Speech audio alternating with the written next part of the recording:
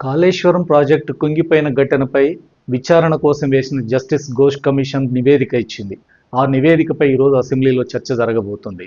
అసెంబ్లీలో చర్చ పెడితే ప్రభుత్వం అంతు తేలుస్తాం, కావాలని అబద్ధాలు ఈ ఘోష్ కమిషన్లో చెప్పారని చెప్పి బీఆర్ఎస్ నాయకులు పెద్ద ఎత్తున మాట్లాడారు.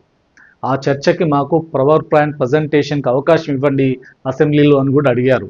మరోవైపు హైకోర్టుకు వెళ్ళి ఈ ఘోష్ కమిషన్ అసెంబ్లీలో చర్చకు పెట్టొద్దని, చర్చకు ఒకవేళ అనుమతించినా ఆ తర్వాత చర్యలు తీసుకోవద్దని, ఆ రకంగా హైకోర్టుకు వెళ్ళి ఘోష్ కమిషన్ నివేదికని అసెంబ్లీలో పెట్టకుండా చర్యలు తీసుకోకుండా అడ్డుకునే ప్రయత్నం చేశారు.